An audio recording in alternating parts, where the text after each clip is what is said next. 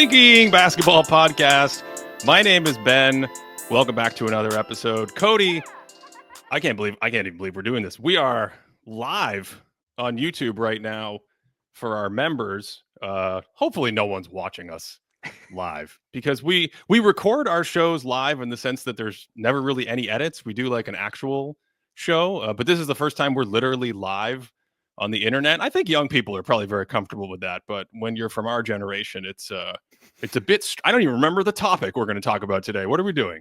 I'm hurt by the fact that I'm not lumped into the young generation anymore. That I felt that somewhere in my chest. But I guess people are going to realize now the truth that there's always like 20 minutes of audio that you have to cut when I go on some kind of tangent about defining what the great American novel actually means and whether or not something like Demon Copperhead or Lonesome Dove falls into that. And we're just going to have to see the uncut version of what actually happens.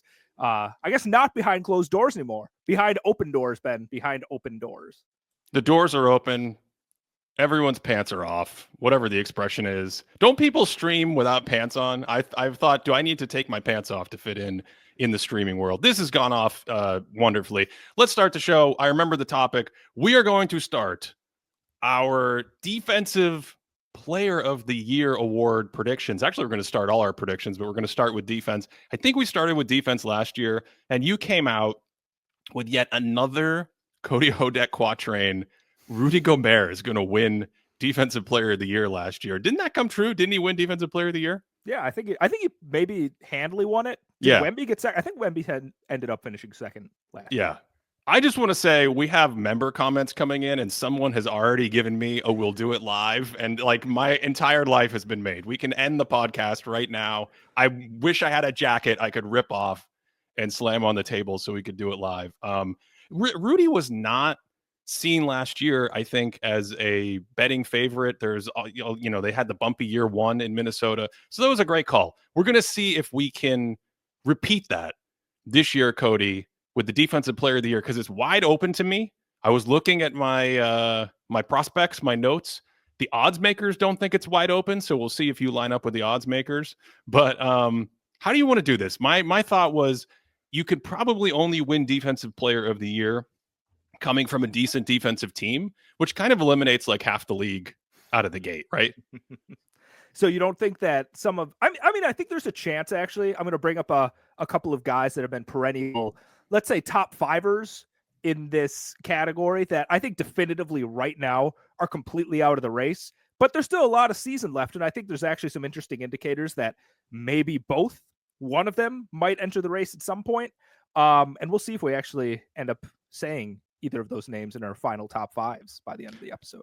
I want at the end of the episode, I want to come back to some of the member comments who are watching us live for the first and hopefully not the last time. I think I've successfully figured out the software, but someone's already mentioned Chet.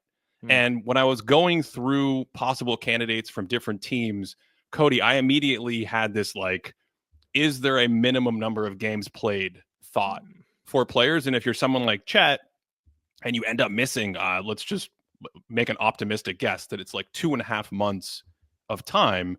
Have we seen this before where there's just no way, you might get Defensive Player of the Year votes, but you're not going to be a finalist. You're not going to be taking the trophy home.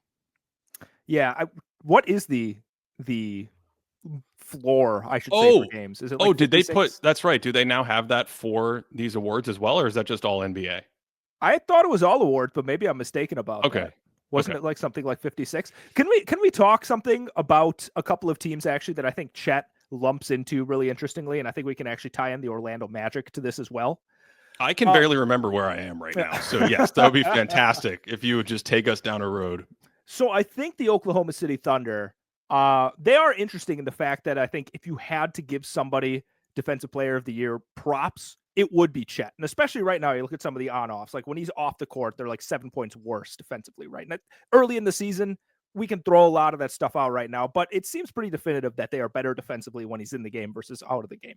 But somebody like the Orlando Magic and the rest of the OKC roster, their defense works so well because of their like flexible, giant, massive, athletic guys. And you can't like pinpoint one of them. You can't look and be like, well, so-and-so, Jalen Suggs is the reason the Magic are such a potent defense, or you can't be like Shea Gilgeous-Alexander is the reason. Of course, they are part of the reason, but they're not the singular reason. So what do you think, either from your perspective or from voters' perspective, how should we, or how are people going to be treating like defense by committee type teams like that?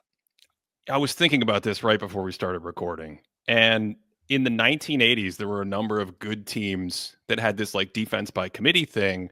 And I know the voting body is very different now. The sort of way people approach voting in the NBA is very different. But back then, what we saw was, hey, if Akeem Olajuwon plays on an okay defense, or well, I guess Mark Eaton actually had some really good defenses, but Alvin Robertson is maybe the better example, like somebody who stands out. And back in the 80s, it was statistically was steals or blocks or some very basic stat. But this season, it could be a player who stands out, and we know something like his on-off, and his team is average overall, but when he's on the court, you know, they're pretty good, and when he's off the court, they're terrible. And you compare that to these defense by committee teams, it will be very interesting to see if there's a player that emerges in a defensive by committee roster who gets some kind of buzz in the same way that, say, like Marcus Smart did in 2022. Because part of me thinks, okay, we've got this old guard, we've got all these great defenders, but at the same time, Cody, we often see new guys come into the fold and explode. We saw that in 22 with Marcus Smart. 2023 was Jaren Jackson Jr. He ended up winning the award as well. I can't remember how many games these guys played in that year. I suppose we could look that up with the power of the internet. It feels weird because we're live. You know, usually we just stop the show and we consult with our stats people for like half an hour and then we come back. But you see what I'm saying? Like, it feels like there could be room for someone like that to sneak in. But you also have these incredible defenses right now that are defensive by committee. Oklahoma City, we've talked about. Orlando, we've talked about. So does someone get buzz from one of those teams? I'll throw one out for you to start. I wonder if Jalen Suggs is a breakthrough defender kind of guy this year. If two things would probably have to happen. One, Jonathan Isaac's overall minutes would have to stay low, because I think he's the other. As great as that entire defense is, as many good defenders as they have out there, those two guys, and especially Isaac when he's going, are just insane. So I think he would need Isaac's overall minutes to stay low. But if he could continue to build on where he left off last season and just have crazy highlights and games where he's locking down stars, and the Magic defense is by far and away the best defense at the end of the season, I could see someone like that emerging as a candidate on one of these great defense by committee teams. Well, I think that brings up an interesting question with Isaac and Suggs in that case. First of all, you're absolutely right. I think not only is there like a breakout star, but I think it feels like basketball intelligentsia out there likes to connect to one darling throughout a season, right? And you see some of these guys that really get elevated, and all of a sudden they finish in the top. You see Ben Simmons a few years ago. Mikal Bridges finishes in the top 5. Marcus Smart obviously wins a couple of years ago. There's always some kind of forward or smaller type of player where it just feels like everyone kind of collectively decides, like, we're going to kind of focus all of our voting on here. And if that kind of thing happens to Suggs, I think that would be a really interesting push. But I do think you look at the Orlando roster, and like you're talking about, Jonathan Isaac for minutes per game right now, he's 11th on the team. He's averaging 16 minutes a game. Like, no one in the history of the league has won Defensive Player of the Year or even sniffed the award playing 16 minutes a game. But even beyond that, is there any historical precedent for a player winning Defensive Player of the Year when it's actually not even clear that they're the best defensive player on their own team? Like, I think even like, you know, I feel like someone could come in and be like, you know what, Anthony Black might actually be a better defender than Jalen Suggs. I'm not saying that, but I think there's an interesting case for a couple of guys on the team for, you know, being just as, if not more important than Suggs on the bench. Don't you think we just saw this a couple years ago with Smart in Boston, where I think you yourself on this show made the argument that he wasn't the best defender? Whether you want to look at a type of defender like Tatum, who's very versatile and big and switchable, and I think in that team, Rob Williams was a huge difference maker and obviously just a game changer for them in the middle, even though his minutes were a little lower. I do think there's precedent for, hey, we don't have like a clear-cut best defender on this team, but if we can get the right narrative, we'll pick someone. And Orlando's defense, to me, I'm going to come out with a little bit. I like hot takes this year, and we're live, so why not spice it up? I think last year did we do a top 5? I think we did a top 5 ballot for all these awards. Yes, we did. So I think I would have Suggs in my top 5. Ooh, I think, okay. yeah. I think if I have to pick a guy from a defense by committee, it'll be fun to throw his hat in that ring and see if he can finish top. He may have actually gotten some votes and finished like 10th last year. I should probably look that up. Will you respond? I actually have it pulled up right now. So if we look at the top 5, so the forward type of guy that finished in the top 5 last year was Herb Jones, right? And we really have not seen much of him on the Pelicans. We also haven't talked much about the Pelicans. I don't think Pelicans or the Pelicans fans want us to talk about the Pelicans much right now, so we'll set that aside. Drew Holiday was 6, Shea was 7, Derek White was 8. Jalen Suggs did end up being tied for 10th in Defensive Player of the Year, so he got a few votes. But like you said, there's a chance he finishes top 5, and I think if you end up picking somebody from the Magic, he would be the guy that comes out of that roster. But I also think, Ben, he falls into this cadre, if you will, of these kind of outlier type players on defense by committees that could end up in that 5 spot. And personally, he's not the one of them that makes my top 5 list. Because can I throw out 2 other players? Can I throw out 2 other players that I think are potentially competing with him against the Titanic big guys? Are you going to pick one of these for your top 5 finalists? One of these 3 is going to end up in my top 5 finalist. I love this. All right, so we have Jalen Suggs. Yes. Other defense by committee that we did not talk about, Houston Rockets. And I think out of there, Amin Thompson would be the guy that I think would burst onto the scene from that team. And then I think the last one would be, and I'm completely blanking right now on who I'm trying to think of. This is because we're live. That's it's the pressure. It's terrible. I feel like there's thousands of eyes on. There's probably like one set of eyes on me. You're the only one actually watching. I don't see the live comments. So as far as I'm concerned, there's 0 people watching right now. From the Atlanta Hawks, Ben, Dyson Daniels, I think. And I guess that's not a defense by committee, but he is one of these non-big Titanic guys that is standing out for a bunch of other defensive reasons. Dyson Daniels. Mm-hmm. Yes. Atlanta fascinates me defensively because especially in this stretch without Trae Young, now he's back, but they played a few games without Trae. And you just look at the roster and you're like, Dyson Daniels, Clint Capella, although Clint Capella's moving a little stiff. He's getting a little stone. He's getting a little gargoyle-y with his movement patterns. But they have Okongwu out there. They have Jalen Johnson out there.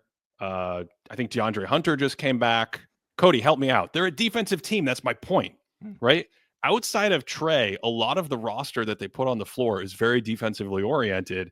And there is a discrepancy in Atlanta's current defense after about, 15 games into the season, and where their sort of luck-adjusted, opponent-adjusted defensive performance that we provide for our Patreon subscribers, patreon.com/thinkybasketball.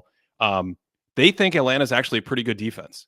So I don't think you can get traction if you're someone like Dyson unless the defense is actually pretty good. And if Atlanta's defense is pretty good and he continues this rampage of deflections and steals and whatever else is going on, I think it could get there. But I'm a little shaky because with Trae coming back, I do wonder what the ultimate output of that defense is going to be at the end of the year. I'm going to be honest. You said Jalen Johnson. I blacked out for a second. I'm like, should we just pivot? Should we just make I'm watching. I don't even remember who they're playing. I'm watching them yesterday. I feel like I say that a lot. I feel like the amount of games that I'm watching, right? I just don't remember who's playing who, but he's sitting there making rotations at the rim. He's helping out, rejecting people's entry passes. Jalen Johnson's everywhere, and he's not going to get shouts for this conversation, but he is a very sturdy, stout, and flexible defensive player that gets some attention. I'm actually a little bit on the other side here, Ben. If I were to pick a top 5, I have Dyson Daniels right now in my top 5. I feel like I'm trying to. This is one of the reading the tea leaves thing, and it feels like people are really excited about it. Like I said, this is all awards are narrative awards, Ben, and I'm seeing it like it's simmering, right? You're watching the pie. You're not supposed to watch the water boil. Sometimes you do because the magic of the bubbles just like dancing and foaming and whatever. That's what I'm seeing right now. Like the bubbling up excitement that's coming from all of the NBA intelligentsia is pointing straight towards Dyson. What, he has like 3 straight games of 6+ steals, right? And something that I find just really impressive about his steals, it doesn't seem like he's gambling in passing lanes a lot. Like a lot of them are these little like just so quick with his hands. Boom, I'm going to hit you there. You're driving in. I'm going to meet you at the rim rotation, like a Kyle Lowry type of steal, the type of thing that was counted as a block like 3 years ago. Bam, swipe down, grab it, and go. And I think it's like in in the context of their defense that he's able to grab a lot of these steals and deflections. So I don't know. I think it's super valuable. And I think the narrative weight, especially with somebody on Trae on the team, I think people are going to kind of give him a little bit of a boost. Cody, someone sent us a message this week, and they said that Mr. Dyson Daniels, of course, from Australia, has a proper nickname. And that nickname, apparently, is the Great Barrier Thief. What do you think of that? Ooh. Oh, that's a 10 out of 10. 10 out of 10. Okay. That's incredible. Oh, I guess wow. the Hodex seal of approval. I didn't think I would have to give a 10 right away, but that is a straight 10. The Great Barrier Thief. Wow, that's great. How about that? I think everything that you said about narratives is spot on. I do think he gets a little out of position sometimes, not necessarily gambling for steals, but just his style and his team help. And I do kind of wonder about the overall like impressions of everyone. If he doesn't end up leading the league in steals at like 3.5 steals a game or whatever 1985 steals figure he's throwing up right now after this incredibly hot streak. You mentioned the Pelicans briefly. I just want to address that because Herb Jones was all NBA. We're talking about guys who are all NBA second team defense last year, or in Dyson's case, didn't make it because Dyson Daniels is still only 21 years old. That's another thing, man. I mean, if you can get this much love at 21 years old, that would be incredible. But Herb Jones, between the injury, but also just whatever's going on with the team, I'm not sure there's going to be enough there. So I did not really have them on my board as a candidate. Okay. I was going to make a point. Oh, you said about Dyson Daniels. I don't want to make it sound like I think he's this perfect team defender. It was the Wizards, actually. I was watching him, and he was locked in on Jordan Poole for a lot of this game. And I was watching some of the pick dodging, and he feels like he's a pretty big body here. And I thought he was maybe struggling to get around screens a little bit more than I've seen like some of the premier pick dodgers. So maybe that sort of thing might bring him down. But again, I'm kind of going off vibes and the narrative boost and not necessarily who I think should end up in the top 5, which I think the discrepancy between those two is going to be weird with this episode. But I just right now feel pretty good about Daniels catching the what do you want to say? The public's imagination, Ben. What do you think about Amen Thompson in this conversation? I loved it. I was wondering if you were going to shout out someone from Houston because one, they have really good defense right now statistically. Yep. 2, you have the pedigree with Ime Udoka and how he wants to coach. And not only just getting defensive results, but you have defensive results with Alperen Şengün, sort of your lead starting center, one of your offensive focal points. And he's much improved defensively from a couple years ago when he started to break out. But I still think that's really impressive for the people around him, the defenders around him. And yeah, Jabari Smith does a good job, and Fred VanVleet has some defensive strengths that we've talked about before when he was back on Toronto, and he's trying to put lineups with like guys like Tari Eason out there. I mean, that's a very Udoka thing. But Amen Thompson was the guy that if I went through that roster, I said, if I have to pick someone, and when you watch games, of course, right? Like just like his brother, the Thompson twins, they do things other people don't really do. I think it was Jay Kyle Mann who texted me. He's scouting.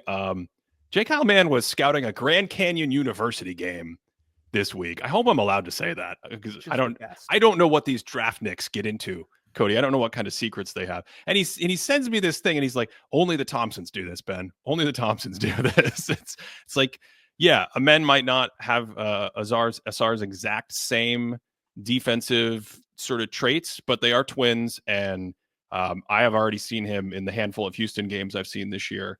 Have really good possessions, really good moments. So I could see that as someone emerge. I could see him as someone emerging from Houston in the defense by committee land, because I do think they're going to end up with a really good defense.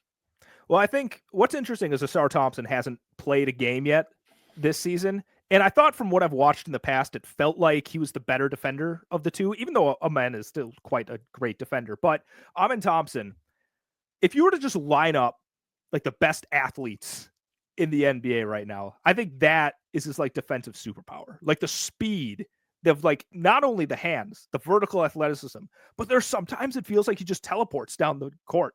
Like it's like, oh, I have like this open shot, the transition D's not there, bam, he's there all of a sudden. It's like, where did you come from, right? So I think he kind of has this defensive superpower that once he shores everything up, like both he and his brother have the potential to legitimately be like literally the best wing defender in the NBA when it's all said and done. I don't think it's all been put together yet, But what he's able to do right now, especially in the stingy Rockets defense, is incredibly impressive. And if he ends up in the top 5, I wouldn't be surprised at all. You know who I forgot in that list, and I think I said help me out, was Dylan Brooks. Ah, yes. Right. Do you think him having made the all defensive team before, do you think that potentially gets a little too much committee in the defense by committee part of this show, and then Amen can't really crack the top 5? I wonder if there's a weird opposite narrative. Like, I'm not saying it's quiet. The stock isn't as low on Brooks as it was 2 years ago at the end of the season, but it still feels like it's not the excitement of him being this really tough, hard-nosed, in-your-face type of defensive guy. I think he's probably will garner some buzz, but I don't think it's going to be enough to really push him in this conversation.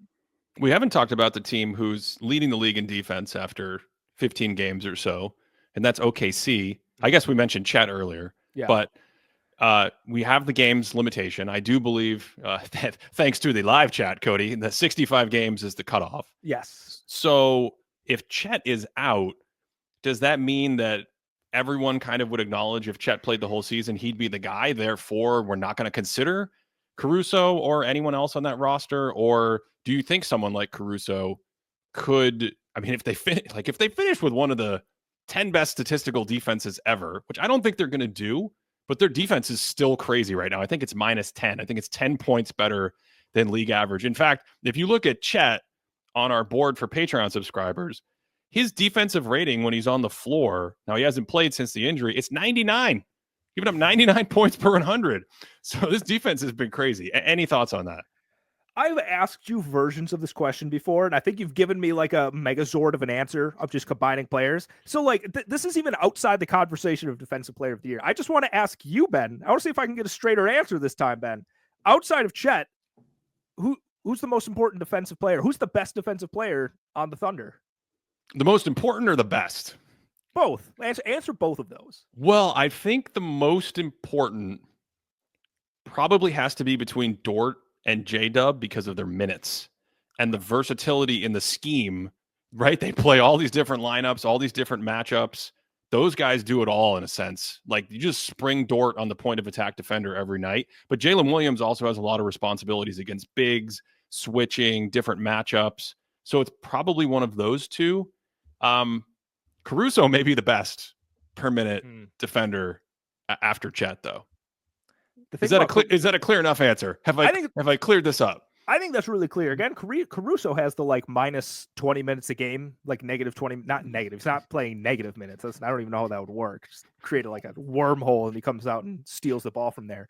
But I think this is an interesting Marcus Smart winning on the Celtics conversation, because I think if somebody's going to win it outside of Chet, this team, I think Lou Dort would be the one that most people get behind. Ooh. I think his brand of physicality, like you said, the one-on-one defense. I think when you can run the reel of look at Dort to shut down this dude, get in his shorts and slap the floor kind of thing. I think that's really exciting. He makes some plays at the rim, right? He's got some athleticism. He can rotate really well and he reads it fine and whatever else.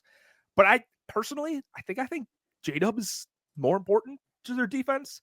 And if I had to give it, I would probably end up giving it to him. And I'm sure there's going to be a sect of people, right? The third-party voters who are going to say that Shea is actually the most important defensive player here, and especially people that want to make the argument that's he's a top 10 defensive player and top 10 offensive player. And I think that makes some narrative fun, but I think he's on the outside of these two guys. Can we talk about my LA Clippers?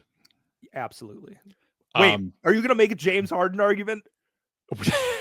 Did you see the clip? Wait, you're saying that because of the play you finally saw where he had 4 steals on one possession?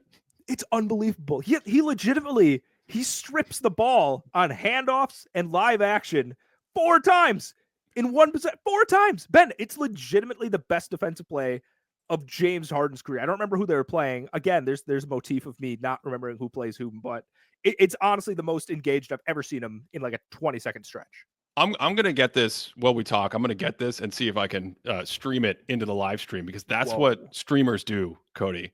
But I think my favorite part of this year is being 3 days ahead of you on things like the number of texts I got from Cody, about Jared McCain this week was amazing. It was absolutely worth everything. And I think, was it last week or 2 weeks ago, we were talking about my LA Clippers defense, where I was like, have you seen James Harden's he's still not a great defender, but this is the best defense I've probably ever seen him play. And his hands are crazy active. And all of a sudden, I think it was a game from that week, like 2 weeks ago, this play emerges amongst our group of James Harden slapping the ball 4 times. No, I was not going to make a case for James Harden. It was going to be, it's a defense by committee. So it's going to be someone else. Is it going to be Zubats? Is he going to get some kind of love? They feel like one of these 1980s Bucks teams, not Bucks. Sorry. Like, my God. Some Sidney Moncrief type of action. No. We can pivot right now, Ben.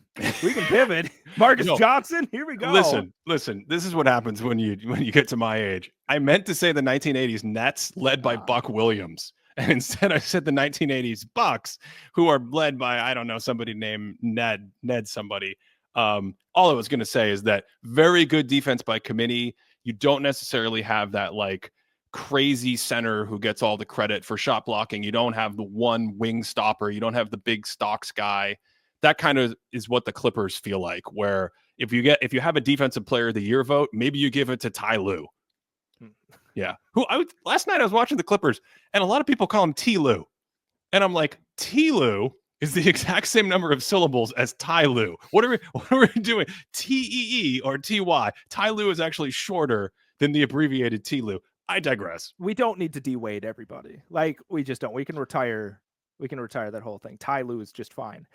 Thinking about the Clippers, last year, he didn't end up making my thinkies, but I'm pretty sure when we were talking about rim protectors, Ivica Zubats was on the long list. I think he was somebody that, I may have shouted him out specifically and been like, this dude's pretty good down low. He doesn't rack up the block numbers that you see from some of these other guys that are really in contention for Defensive Player of the Year, but he's a massive dude with good timing, and I think his rim protection numbers always look really solid. So I feel like if somebody were to get some love, like Zubats is probably at the top of my list here, but I do think when it's all said and done, if somebody on the team gets votes, he'll be sitting on the outside of the top 5. I think some people will appreciate him, but I think outside of that, Ben, the 2 guys that I think about right away, my favorite, Chris Dunn, just going out there terrorizing passing lanes and whatever else. But I also feel like people could make an argument for Derrick Jones Jr. as well. But outside of those 3, oh my goodness. Sorry. I turned the game on. Sorry. This is what happens when you're live. You're like, I'm done listening to Cody talk.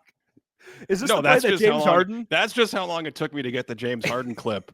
I didn't know we were going to have audio. I didn't know it came with audio. This is just so everyone streaming Look at it. They're right can there. see James Harden poking the ball away repeatedly from Victor Wembanyama. Does he get Wemby twice on the same play? He gets a handoff. It's just absolutely incredible. Anyway, I agree with you. I don't think anybody from the Clippers is going to be making. I'm using technology, Cody. Look at me go. This is unbelievable. I don't think anybody from the Clippers. Where would you like to take us next? Oh my goodness. Let's see. We've been kind of dancing around some teams. Let's talk about a resurgence, Ben. Let's talk about a little bit of a resurgence. One of your pet teams. This is a team I kind of want you to go off on a little bit because I think you've watched him. I think you've watched them more than their coaches watched them at this point, and I think you might love them more than that. Draymond Green has not won Defensive Player in a few years. Yeah, but that Warriors team, are they first in the West right now? Are they first in the West? I think aren't the Thunder? Don't they have maybe more wins or something? I know as of a couple days ago it was 1-2 Thunder. Yeah, sorry, ruined. They're second still. Regardless, they're second in the West. Their defense looks really good. Draymond Green looks like Draymond Green. How much love is Draymond Green going to get this year, Ben? Well, I think if the defense finishes in this position, he's going to be a finalist, whether that's top 3 or top 4 or whatever, because he came out in game 1, opening night. And that was really when in the preseason, we talked about it in the preview. They were my most interesting team to look at. And that first game, even though it was like against Portland, by the way, Portland's sneaky fun team. Draymond was just like the first quarter, he made like 5 crazy defensive plays, like reads, deflecting balls. And it's just more, I think we'll probably get to some video content on this at some point in the year. It's more of this people aging really well, the longevity being expanded, and certain players that you sometimes might not even think would age super well. Just like his brain that he has, I think allows him to continue to do so much as long as he stays engaged and as long as he stays in shape. And that's absolutely been the case at the beginning of the year. My big question with them, Cody, is over the course of the 82-game season, where does that defense finish?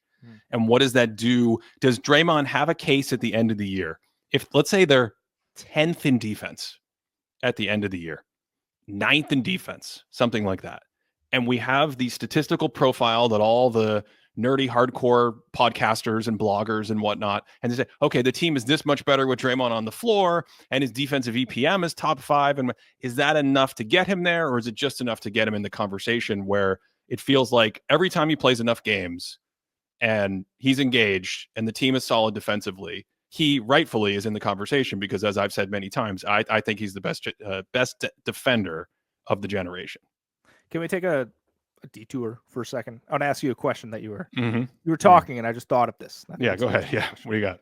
Do you feel like, kind of like with compounding interest, like you're saving for retirement, and the more you put in, it just keeps building and building?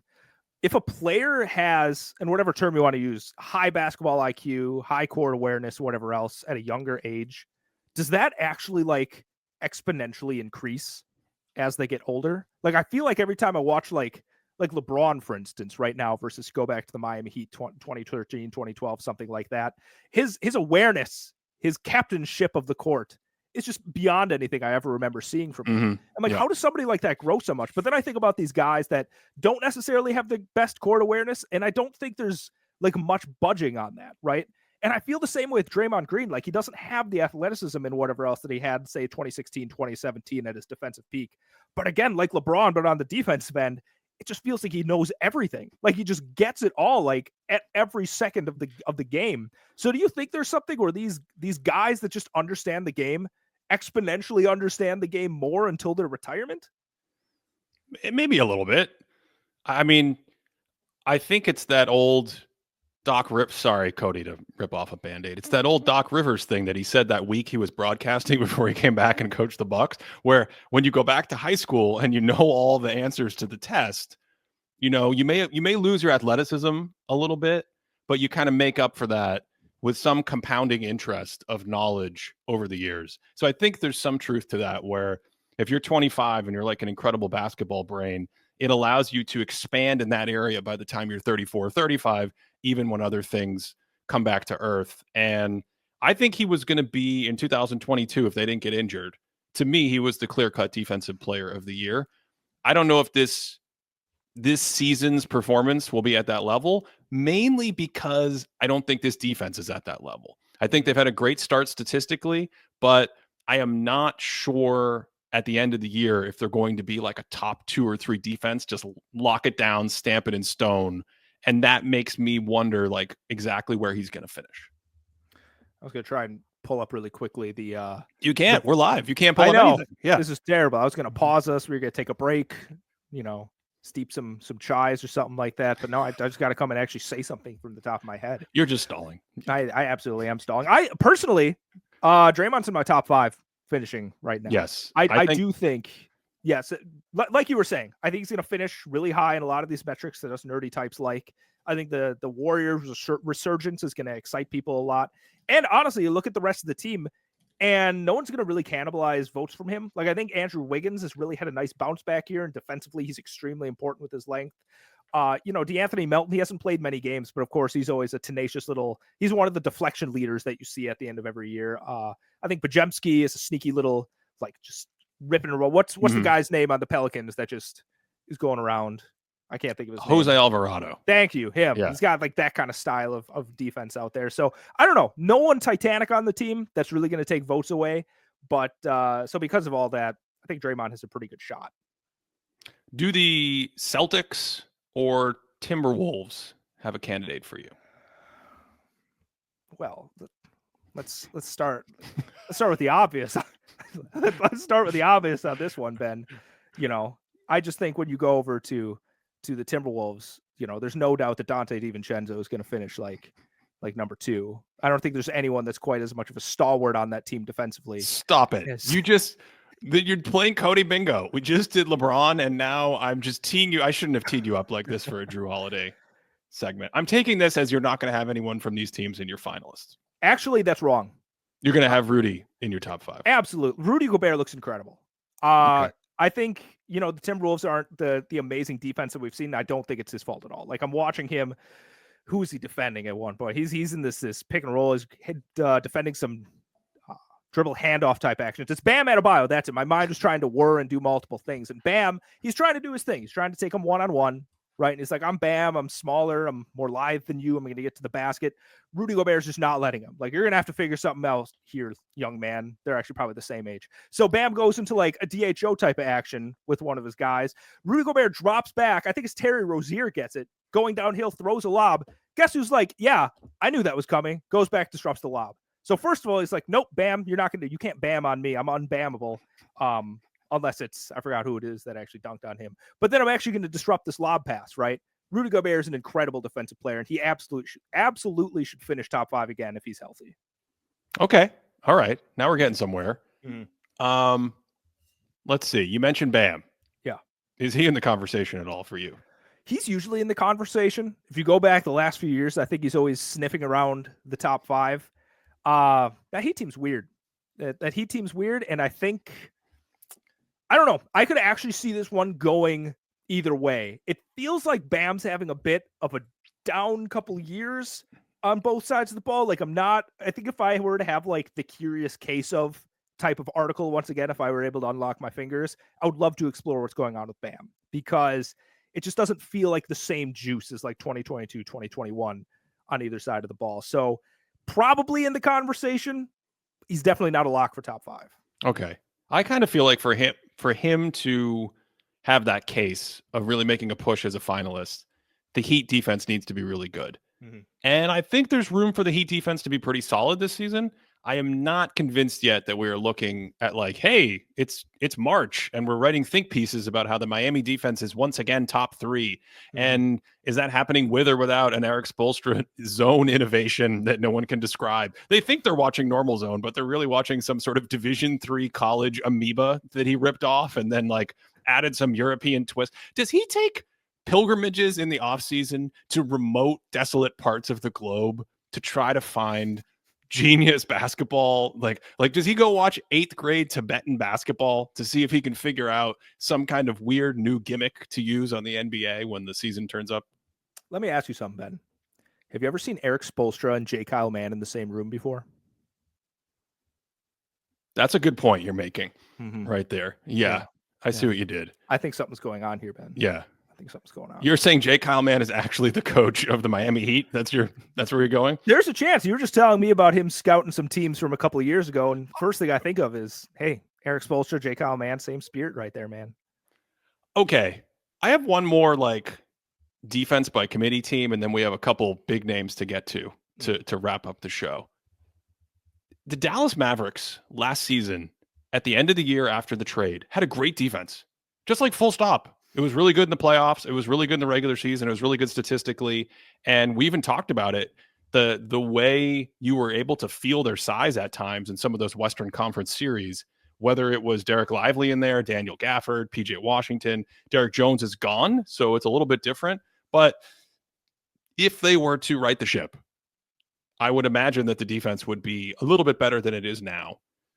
Is there just no way anybody from there could get it because they have like a twin? They have the dual dragon, monster going with, what do they call them? Twin. You know what I'm trying to say about those two centers, the 2-headed monster. Thank you. Well, I can tell you who's not going to get some votes, but maybe I shouldn't actually. Don't say that. Come on.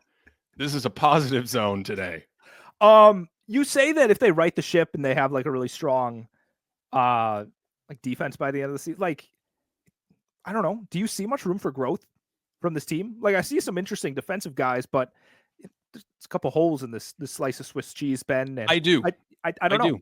Okay. Yeah, I think with PJ Washington back and you got Gafford and Lively going, I think we're talking about a team. And Luka has to play better defensively. Yeah. Yes. I don't know what's going. You said it last week, like the difference between a regular season player and a playoff player. Mm-hmm. Maybe that's just where we're at. But I think it would take those things happening. But I'm just not sure you could get anybody into like the top 3 from that team. There's one more team I have to ask you about. Don't be mad. Don't be mad at me. Don't be mad at me.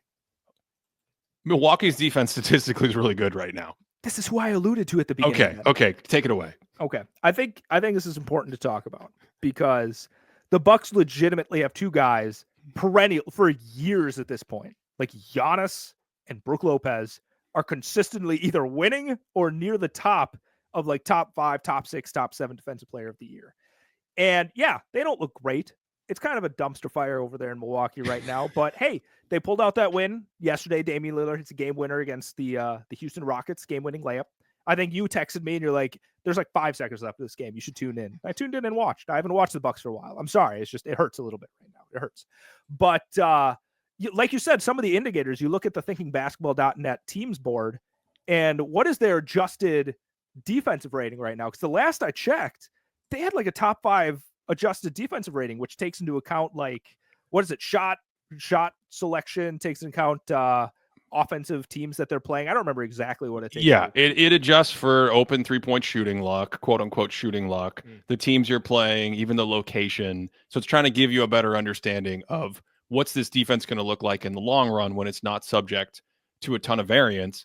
And instead of looking like an average defense, they're actually number 2. They're in a group, so I don't expect them to finish as the number 2 defense. But the short of it is, you say 14 games into the season, the Bucks are 5-9. They're struggling. Their defense technically is about average right now, but we would expect, based on how they're playing and who they're playing, that they're going to be a better defense. If you were to like just rerun the last 15 games, they should be a better defense. But when they play other teams going forward, they should be a better defense. And to the spirit of this conversation, if you finish with an above average defense and you're like a top 6 to 10 defense in the league at the end of the year, you might have guys that can get a narrative case behind them. And I think, you know, you think about Giannis, from what I have seen, from what I've heard from other Bucks discussion, it doesn't sound like, and it hasn't seemed like the defense has been as good in years past. I don't know if this is like, here's a guy that relies so much on athleticism at a certain point that's going to start tapering off. But I think it's been still good enough. And I think he's also hampered by the fact this is the first time that the Bucks team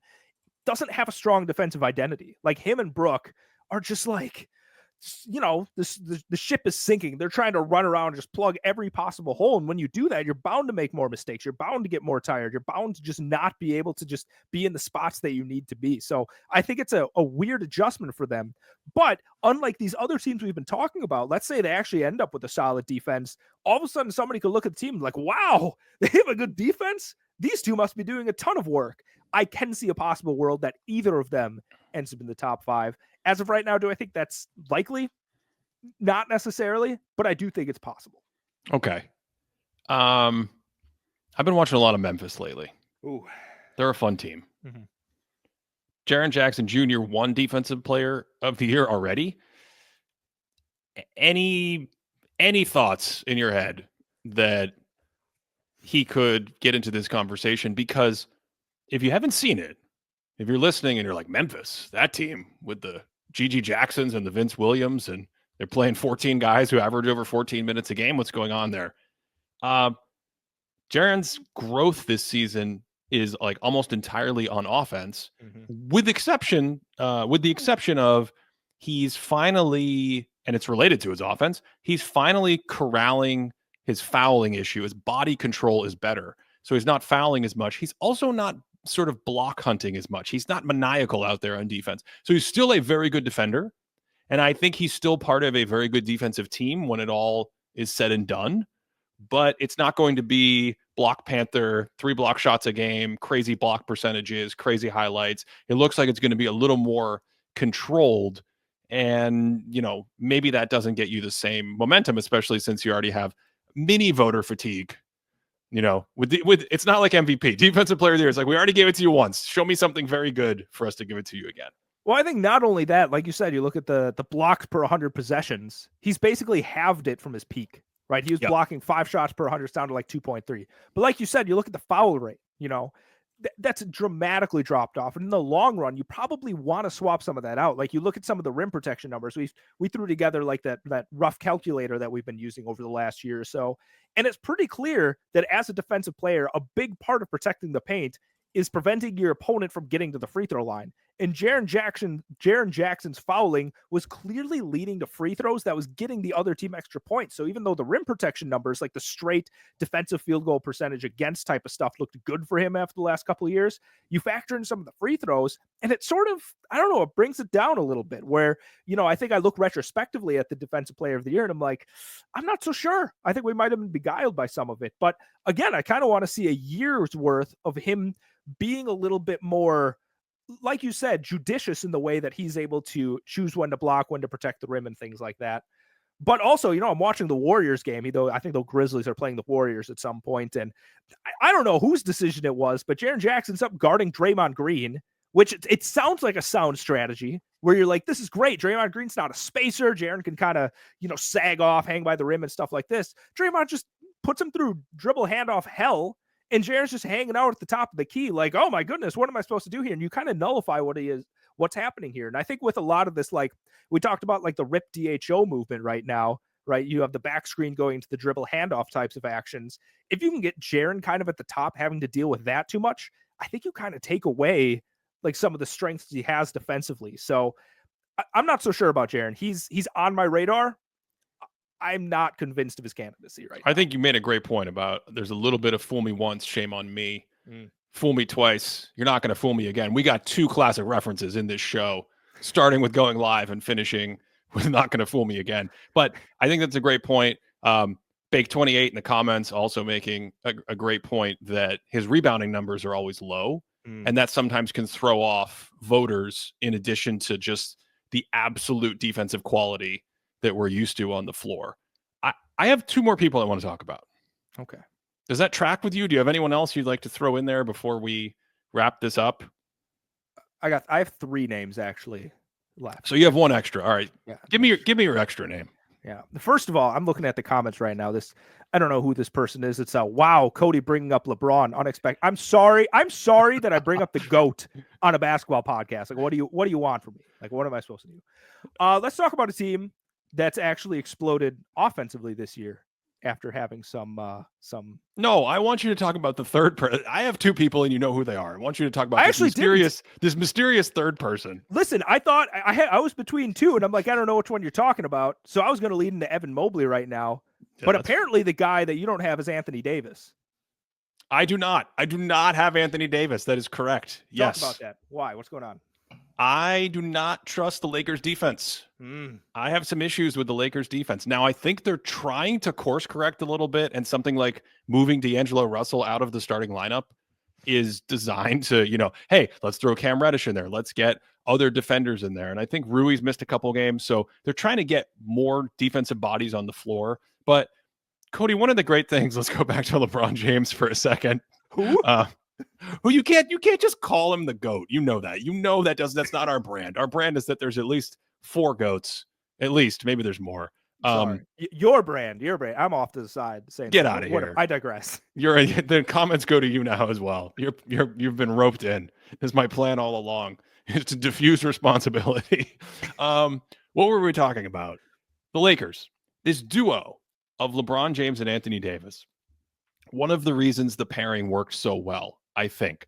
One of the reasons I was so excited about it. One of the reasons why, when they were healthy, even as they got older, they had so much postseason success across a number of years where they were together, is the defensive side of the ball. So you have offense and you have like pick and roll synergy and, 2-man game and all that stuff.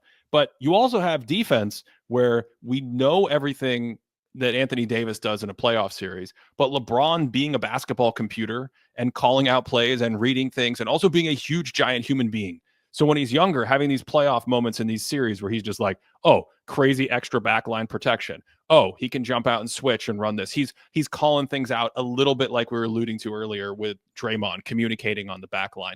And oh man, I wish we could get in the future better data on communication, because it's something over the years that I've just become more and more attuned to when I scout defenders. And we try to put it in videos occasionally when it really matters. It's hard to see in real time. But if you're ever watching film and you can slow it down a little, or if you can catch it in real time, you can see mouths move on the back line when actions are happening. And those guys that call it early and call it right and they call out the play and they call out what defensive coverage they want. They're helping multiple defenders sometimes on the floor at once. And that power is something that LeBron has had in spades throughout a lot of the later part of his career. And I just feel like he's like over the course of the regular season, Cody, the energy's not there. The movement's not there. He's stiffer. And so what you're left with is let's run our offense through Anthony Davis and have him exert max effort, constantly getting downhill, constantly getting sets in isolation, constantly setting screens, and then come back on defense and have him rescue LeBron and D'Angelo Russell and Dalton Connect and Austin Reeves and all these offensively gifted players that I think JJ has done a great job of configuring the offense around them to get results. But I just don't trust the defense. You can kind of see it work though. Like they were playing the Spurs recently, and this was the same sort of thing where, Jaren's on Draymond and I was scream texting you about it. But on this game, I see Anthony Davis starting on Wemby, and I'm like, no, that's not what should be happening. Anthony Davis needs to be closer to the basket. And then guess what? A couple possessions later, Cam Reddish is on Wemby. And where is it? Anthony Davis not blocking, but deflecting some passes that Wemby's making. Then all of a sudden, LeBron's on Wemby. And where is Anthony Davis? He's off ball, kind of roaming around a little bit. So, like, if the chips are down, you get to the playoffs, they're tougher. And I know this is outside of the scope of Defensive Player of the Year. Yep. But it feels like you could scheme a defense that works really well if you're really scouting some kind of a player just because of Anthony Davis's brilliance on defense. So this is almost the same kind of argument for the Milwaukee Bucks, where you could look at the team, you could say, oh my God, look at Anthony Davis. He's doing his usual Anthony Davis defense type stuff. Look at the rest of the players around him. There's like no defensive talent, and still like they're not the worst defense in the league. We should probably give this guy a look. I think when you take all of that into consideration, I think Anthony Davis is a pretty solid shot. He's not in my personal 5, but I think he has a solid shot of being in that ranking. Okay. It's time for what we've all been waiting for. It's time for us to get to our ballots, get to the big hitters. I mean, we've talked about all the big hitters except these two guys. Mm-hmm. And I've been stalling on these two guys, Cody, because they're both in my final top 5. And that is, of course, Evan Mobley in Cleveland and Victor Wembanyama in San Antonio. Yeah, 100%. Let's start with Mobley for a second, because I think he has a more not interesting candidacy in terms of, I think he's like the betting favorite. I think it's interesting in the fact that the Cavaliers' run right now, going for 60-0 against Boston tonight. It's too bad I don't watch live games anymore. How have we made it this? I think it's because we're doing the stream. We forgot. Cody predicted the Cavs would go 15-0, and I scoffed at him. This is hot take Ben this season. I was just like, Cody, that's ridiculous. That's not going to happen. I think that's exactly what I said, right? I said, that's not going to happen. That's ridiculous. You put that away. And you were like, they're going to go 15-0. And now your latest is you have them going 21-0. Would you like to recant that? No. At this point? Nope. They're not getting past 21. I don't know I don't know who game 21 is. They're not getting past 21. So you think in the NBA Cup game tonight, by the way, the NBA Cup games magically have been really good again. A lot of games going down to the wire, although I do think it's going to get more fun when you get to the end of the group and then those final handful of games in the quarterfinals and then Las Vegas. But tonight is an NBA Cup game, technically, where the 15-0 Cavs, the top team in the East right now, are playing the defending champion and second place team in the East, the Celtics, who are like 11-3 or something as we record this. And you are going on you are unwavering in your feelings about this. Yeah. Cleveland's got this. They're going with energy. The issue when you're on these runs, I think, is when you run into like the middle team, right? You run into like more of a middle class team. But when you're on a run and you're like, we need to prove that we're actually the best team and we have to back it up, I think you actually up your psychological processes more. And I think they're ready for Boston. I don't think the Cavaliers are better than Boston. This is a playoff series right now. I'd pick Boston. But tonight, like, Cleveland's got it. Well, yeah, the Cavs this year, we've talked about their offense. Obviously, number 1 in offense to start the season. But that defense is a top 7-8 defense right now. It gets even better when you look at our adjusted board. So I think it's a very good defense. I think it's going to finish as a very good defense. I think the combination of that is going to have the Cavs in what looks like, if everyone stays healthy, knock on wood, like the first or the second seed in the East. They're going to be a big narrative story during the season. And here's what's key. they don't also necessarily have an MVP narrative sucking up all the oxygen in the room. So I think you go Kenny Atkinson, coach of the year. Like if they continue on this trajectory, that's probably a slam dunk, right? He's a new coach and they're massively outperforming their preseason win prediction. That's usually, that's one or two, like guaranteed. You don't even have to watch the games. And then you could add, hey, this offense has come back down to earth a little bit, but the defense has moved up throughout the course of the year. That's kept them at the top of the conference. Evan Mobley is the guy. He's stronger. He's a little bit more physically sturdy. His stats to start the year have been great. He's looked great defensively to start the year. All it takes is a couple of those key games. The first one could be tonight against the Celtics, where you're on national TV. You have some big fourth quarter moments. They cut back to the studio, and instead of mocking you, they're like, boy, he might be the defensive player of the year. And off we go. And I think Boston's a really important place to build this narrative because they stretch you out so much. They have this offense where it's just like bang, bang, bang on the perimeter, and you have to kind of defend in space. And all of a sudden, if you're a big man, that just gets roasted in space, especially with like these double big kinds of lineups where you have Jared Allen and Evan Mobley out there, that takes away a little bit of your shine. People are going to say, oh, you can't defend in 2024. Sure, Evan Mobley's good when you have like a traditional power forward or a 5 or whatever else. He's good if you can switch out there. But when you're dealing with like a top tier offense, clearly doesn't stand a chance. So I think this is really important narratively. If they win tonight and he's able to show up and not get toasted by the Celtics, I think all of a sudden we're rocket boosting Ben into some solid narrative space. But like you said, I think the development and his strength was really a key to him going into this year because he already had the length and the timing and the wherewithal and stuff like that. But being able to keep his balance, making sure that people can't bully him in the post, like that's the final key to unlocking this one.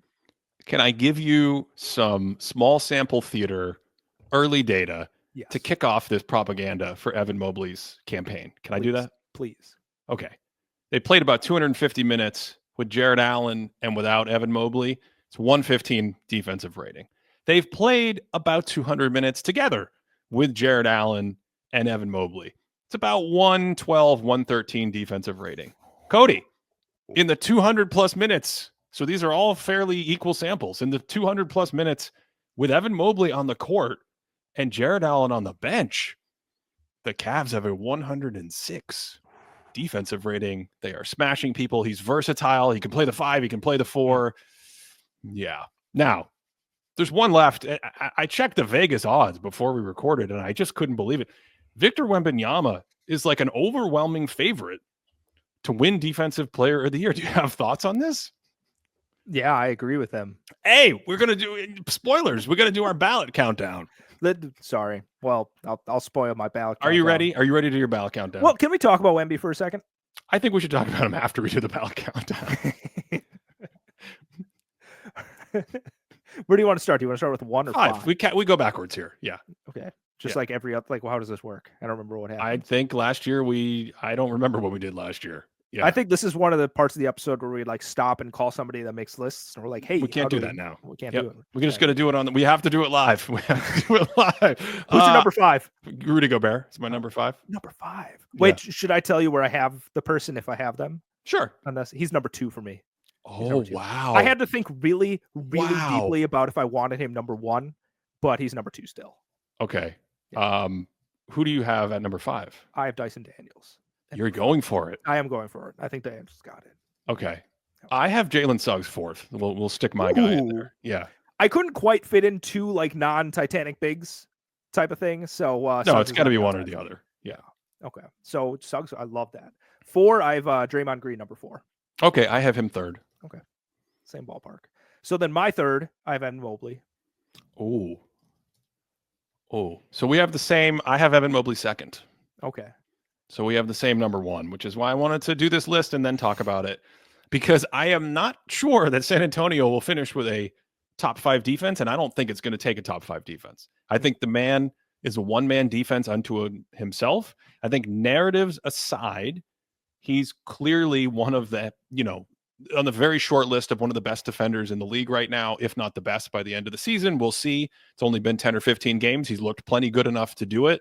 And I think the numbers are probably going to be hilarious at the end of the year, where it's like, the lineups with Zach Collins at center and Jeremy Sohan and whoever else is out there, they're not very good defensively at all without Victor Wembanyama. And then Vic goes in the game, and I don't think they're going to have like, Chet 99 defensive rating, but that's all it's going to take is that huge swing, the presence in the paint, the highlight of people being scared to shoot around him. I mean, did he finish second last year as a rookie? Yeah. Second, Ben. Second. Yeah. I'm going Wemby 1. So I'm thinking back to the Lakers in my experience of watching Spurs-Lakers recently. And I'm watching the first part of the game, first 6 minutes. I think Wemby goes to the bench like around 6 minutes or something like that. And I'm like, I haven't seen Wemby make like any ridiculous defensive plays right now. This just seems like a solid little performance. Things are going well. And all of a sudden I'm watching, I'm like, well, Lakers just got an offensive rebound, put it back. Anthony Davis just grabbed an offensive rebound and dunked it. Anthony Davis has another dunk. Is that Anthony Davis in the paint again score? I'm like, wait a second. Right. That's when Wemby was on the bench, right? Yeah, what just happened? So Wemby, it completely it changes the tenor of the game. Like, it's not necessary. Obviously, as the highlight plays, the stuff that just baffles you and you watch, but you just can't go in the paint around him. He is, like you said, a defense unto himself. And I think he's not even a perfect defensive player. Like, there's a play during that game again. Anthony Davis gets a switch with Chris Paul on him, right? So that's going to be a tough one for Chris Paul, even though he's brilliant in the post, brilliant with his hands and whatnot. But Anthony Davis gets Chris Paul on the block, right? And you see Blake Wesley, because Wemby's up near the top of the key. Blake Wesley's pointing, and you just see him frantically like going like this and pointing and pointing and pointing. And Wemby's just kind of standing there. And Davis kind of turns and easily makes one of his hook shots. And you can see multiple Spurs players be like, dude, you got to go help on that. Like, you're the superhero out here. You need to fly down there and save us when that kind of thing happens. And even so, even though he's not is this it? Sorry, no. This I got to figure out how to get this loaded up without it launches into the audio before I even do anything. This is hilarious. It's amazing. But my point is, even though he's not a perfect defensive player and there's still places to show her up, I don't know how much it matters. Like, I think even with some of the warts, without like the court mapping of Draymond Green or things like that, he still might just be the best defensive player in the game. I think there's a chance that like I might lean Rudy Gobert personally right now still, but I think it's close. I think Wemby is like right there for being the most impactful defensive player. Yeah, I agree. What I don't have the clip offhand that you mentioned against the Lakers, although I remember that sequence. But what I was going to say in response to that is, in the first 10 or 15 games of the season, I haven't felt like he's just cranked up the defense to 10 out of 10. And sometimes, to your point, maybe, Cody, it almost doesn't even matter right now because he's just so powerful as a one-man defender, where somehow his block percentage is higher than it was as a rookie after 15 games, but also the league now is afraid to shoot around him. They kind of know. Like, I feel like they tested him just a little too much last year, and he catches everybody off guard. And I talked about that at the beginning of the year, getting to scout him in France, where he did the same thing to all the French players over there. But the play I wanted to bring up and just run in the background for our live streamers on YouTube is this play against the Jazz where, like, he blocks one shot, falls out of bounds, and then somehow gets back up and easily blocks another shot. Like, they just have no shot at shooting around the basket. These are like giant 7-foot people. They have no shot at shooting around the basket. I'm kind of with the odd makers on this one, particularly because of what we talked about at the beginning of the show, where the best defenses might be defense by committee. You might be missing a Chet Holmgren. And that's kind of my thinking with the ballot, trying to say who are going to be the best defenders this year, and then how do you resort them? Like, maybe Draymond's the second best defender over the course of the season, but you might get Evan Mobley having a better narrative or something, and the position in the Cavs might jump him up there, and he's new. So you might get Wemby 1, Mobley 2. That's kind of what I'm thinking getting into this, prediction game here, which you're going to beat me in, like you always do. So the other thing about that play that you just showed, obviously it's super impressive. The 7-6, and he just gets right back up and goes and defends the play. But I didn't catch who it was that was driving on him. But the guy that drives shoulders into him, right? Like that, it's tough to get an on-ball block against somebody that's driving against you, right? So he shoulders into him, and Wemby still has the strength and length. It's not Mark? Who is that? Is that the rookie? I think that's Kyle Filipowski. That is the rookie, yeah. That's he gets the shoulder into him, and Wemby still is able to like recover and block that shot. That's unbelievable strength and balance to do that. So like, there's two separate blocks in that play that to me are just extremely high level stuff that you just don't see anyone doing. Yeah, I said at the end of the show, we would try to take at least a question or two from anybody who's followed along watching us live. Does Wemby even have a good historical comparison? I think the short answer is no. Um, the longer answer is his advantages that he is able to create are probably in sort of Bill Russell land with some of the physical traits that he has. But also, I like just thinking about young Kareem, of course, because I've made that connection between those two players so many times. Kareem, I still have to find this game because when Kareem came in, he had the hair, right? And he had the allure. And players are starting to get listed with shoes and not their barefoot height anymore. And there's this game where he's like, I think it's his second year. I think it's his second year, not his first year. And Keith Jackson, the old football broadcaster, the whoa Nelly for anybody who's, over the age of 55, I guess. But he's calling the game and he can't stop talking about how Kareem is this like incredibly like freakish, unstoppable 7'5" player. That's what he just 7'5". Look at this guy. And he's just swatting shots and turning around. And sometimes like that clip we threw up where Wemby blocks one shot, falls out of rounds, turns around and swats it out of the air. Like Kareem would do stuff like that. He would just have these helicopter blocks because he was so tall. And so I actually think Wemby has a trajectory to be a much better defender. Kareem was a great defender, but to be just like an all-time level defender up in the very short list. And yeah, it's a tough comparison to make, but I think he reminds me here and there of older players who were dominant. Basketball Reference is being a little bit slow for me in looking at a couple of years, but Kareem led the NBA in playoff blocks per game. Let's see, in 74, 77, 78, 79, 80, and 1983. And across his career in the playoffs, Ben, 18 years, 237 playoff games, averaged 2.4 blocks per game. Like that includes him playing into his age 41 season where he's still getting some, like a couple of those seasons, like almost 40 of those games are when he's 40 years old. Like it's ridiculous. You watch some of the young stuff, like his athleticism, here's this, just like it pulled up, it worked. From 1977 to 1983, 69 playoff games, he averaged 3.6 blocks per game in the playoffs. Very nice. Very nice. Cody, was he 42 when he played his last season? He was very old. And they brought out the rocking chair for him. Can you believe that for Kareem? Are they going to do that with LeBron? Every arena LeBron goes to, how they have the special seat sometime? LeBron likes the elevated seat on the bench for his back or whatever. They should put a rocking chair down by the Lakers bench. Maybe that, yeah. Do you think he would take kindly to that? No, I feel like he's kind of in this phase where he'd think it's kind of funny. He'd like send a tweet about it and be like a bunch of emojis and be like, the Hawks really got me on this one. What a bunch of jokesters over here. That's what you kind of see from him. To support us, patreon.com/thinkingbasketball. You can do that directly. Of course, if you want to follow along with the live stream next week, we're going to start doing these live regularly. You can become a member. We have all sorts of additional content for members. And Cody, I think finally this week, I'll have the full, now we know what we're doing with memberships, the full member explainer video for everyone. Is that if anyone's interested in that? How did you feel this experience went for you? It's a little weird because you're on the wrong side of the screen for me, and I have to spend the next week figuring out how to get back to the correct side.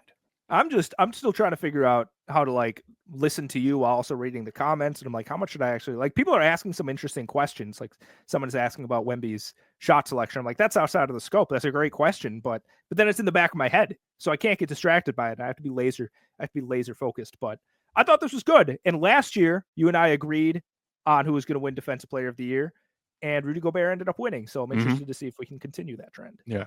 That might have been the only thing I predicted correctly last year. I can't remember.